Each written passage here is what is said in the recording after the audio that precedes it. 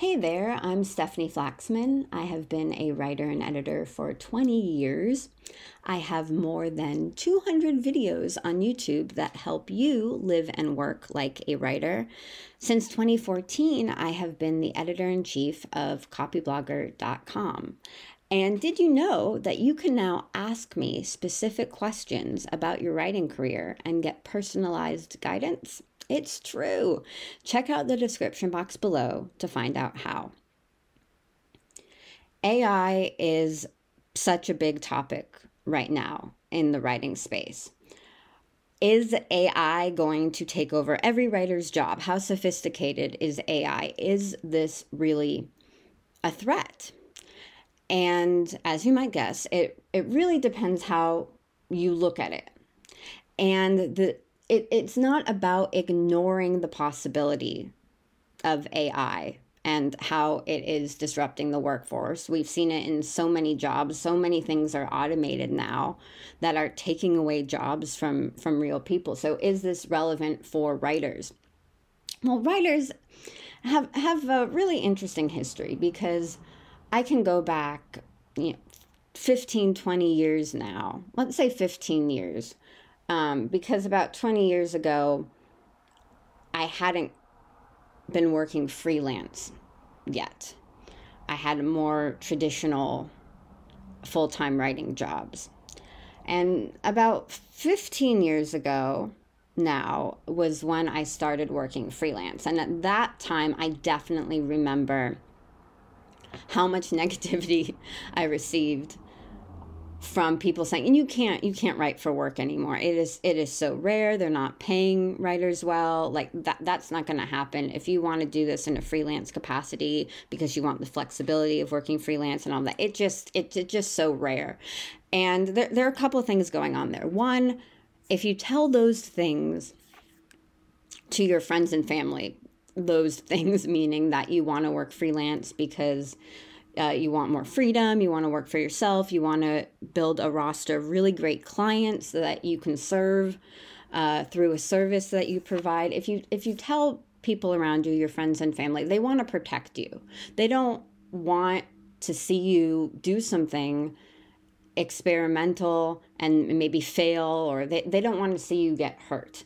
So even though working freelance is so much more common today, there's still going to be people who want to protect you if you're going against the grain in any way, or if you're doing something that they don't understand. So this was definitely the case about 15 years ago, because it was so unusual to be self-employed. I'm not sure what that means. Maybe I just made up a word. Self-employed, being self-employed, being a freelance writer and editor about 15 years ago was a lot more rare. There was a lot more mystery of how someone could do that, especially working from home, especially if you're not particularly working with people over the phone. Just doing business over the internet 15 years ago was still kind of on the outskirts. It was still a little bit more niche that people didn't understand. And if you told people that that's what you wanted to do, they just wanted to protect you because they thought you were setting yourself up for failure. And I'm sure there are still those attitudes today, even though so many more people are working from home. It's so much more common to, work from home full time in some capacity, whether you're a freelance writer or just doing other things from home. The world has changed a lot. But a common theme is that writers can't do it. So I think this actually should be comforting in the face of everything that we're hearing about AI, because there's always been this attitude that you can't be a writer. What are you talking about? That is for someone else. That is rare. That's winning the lottery. So writers have always had this battle, which I think makes them more resilient and a lot more positioned to find a way to do what they want to do. Even when people are talking about AI disrupting jobs. So what do I think about AI? My first gut reaction is that I really don't care. And it could be because of what I just said and how I've heard about I've heard everything against being a writer for as long as I've been a writer. So anything new that's telling people, you really shouldn't be a writer, AI is going to be doing everything going forward. Robots are going to be writing content online going forward. My instinct is to not care. And it's not only because of that I'm so removed, that I've been working in this industry for so long, that I'm so far removed from it. I'm not removed from anything. Any disruption is part of things that I deal with too.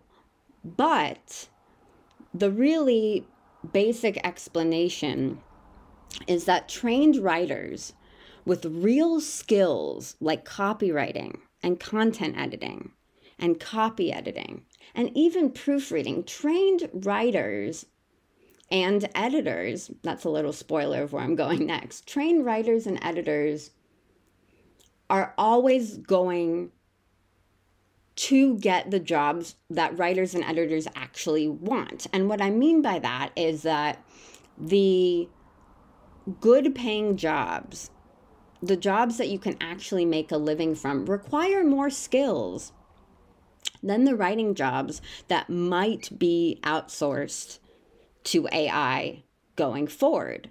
Which means if you have the right skills, companies are still going to value what you can do, especially editing. Because if you look for any full-time serious writing jobs right now, not low-paying jobs, serious writing jobs, many of them require you to be a writer and editor because they want the skill set of editors within the writers now, because they can hire less editors and proofreaders. But that gives you a chance to stand out. Everyone who has the writer-editor skill set is going to stand out for the jobs that are available. I almost would go as far as to say that the low-paying jobs that, quote, anyone can do because it's just sort of putting words together in sentences, really for unskilled writers, those low-paying jobs are for writers who haven't practiced enough, unskilled writers who are not trained. If those go to AI, who cares? Writers shouldn't be taking those jobs long-term anyways. I've talked about before that, when you're just starting out, to get your feet wet, to learn about the industry, if you take low-paying jobs for a limited amount of time, just to see what it's like working as a writer, if you even like it, that can be very helpful. We've all done it. I've done it. That is for a short term to serve a specific purpose in the beginning of your career. But long term, you don't want those low-paying gigs because you're not going to be able to make a living writing from them. And then everyone else is going to be right. All those people who want to say, I told you so, you can't be a writer, they're going to be right if you continue to take low-paying jobs because you'll have to find something else to do. So the skill set of a writer and editor is now more important than ever if you want to keep being a writer in this world where we think AI is going to take over, and we've seen it. There are programs that can write very sophisticated content. I am not an expert on AI by any means. I don't know that much about it. But the way I talk about it, I'm comfortable assuming that it's going to be, if it's not already there, as sophisticated as writing that is pretty intelligent by, the jobs that it can do are equal. The writing jobs that AI can handle might be equal to low-paying writing jobs that a lot of human writers are taking right now. And let's get those human writers off those jobs. Let's have them rise to the occasion. I don't think there's anything wrong with that. If you want to be a writer, there's so much that you can learn to make you valuable to companies so that you don't have to be taking the low-paying jobs that are probably just going to go by the way of AI anyways, if that's not already happening. But yeah, I don't know any statistics. I think it's beside the point of what I want to talk about. I don't know how many people are using AI, how many people will be using AI by the end of the year for content writing or content marketing.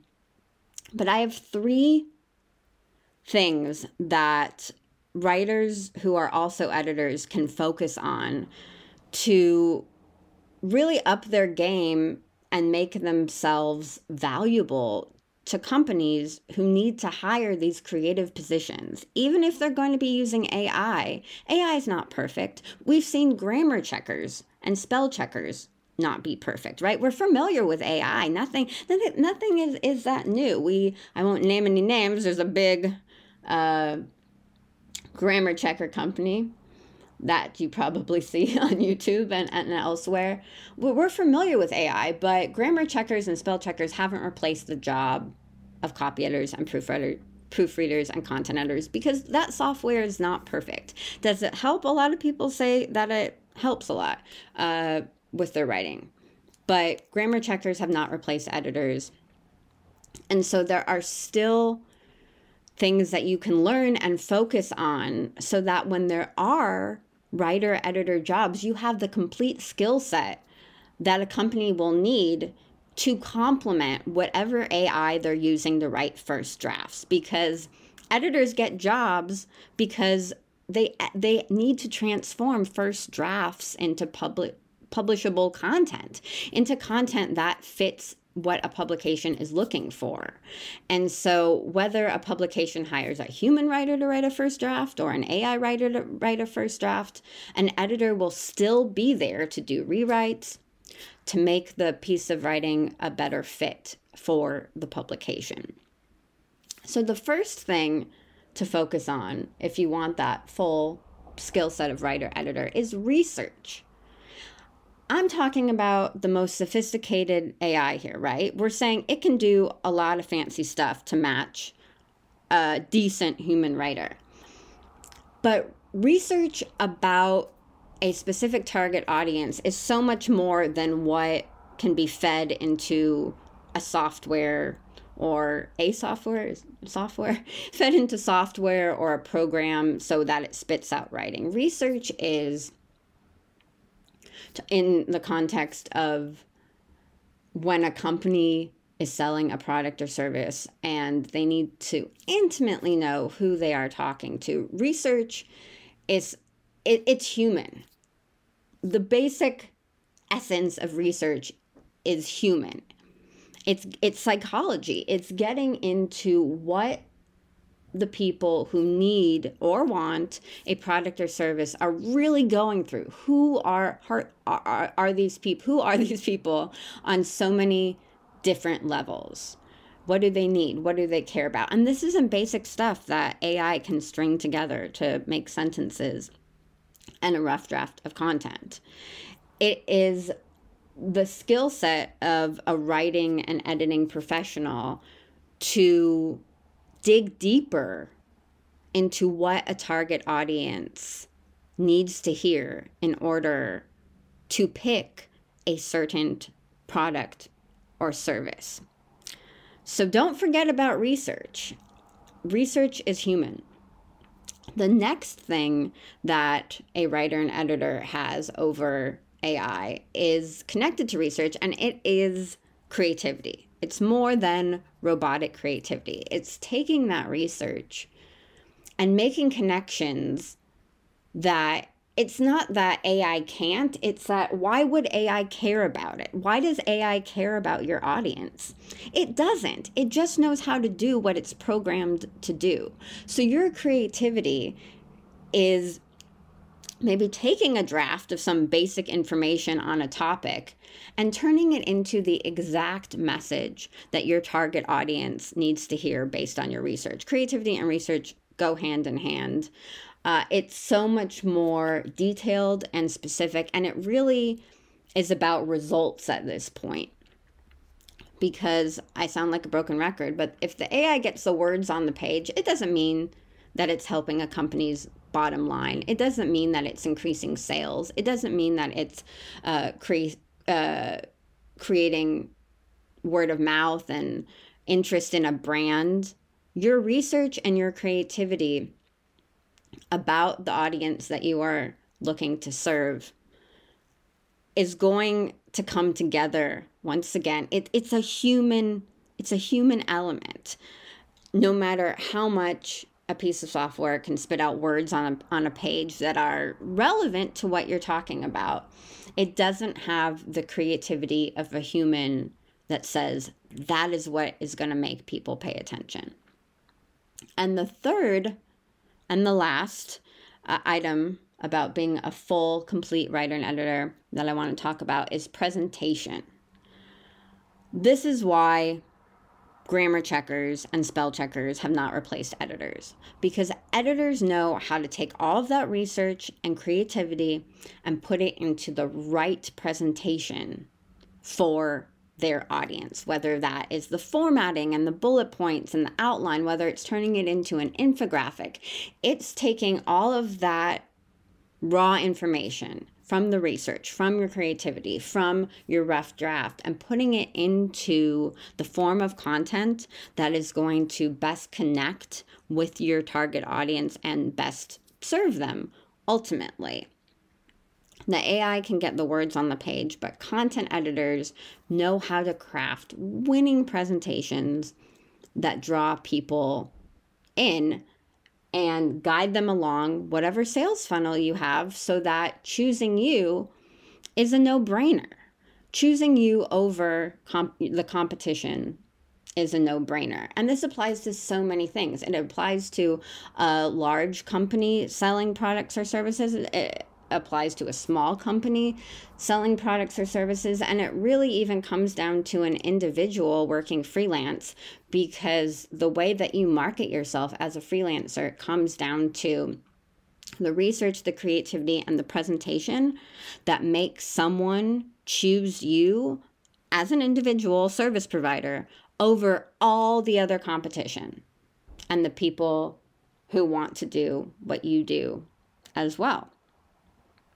So once again, if you have a specific question or specific questions about your writing career and would like me to provide you with personalized guidance, check out the description box below to find out how.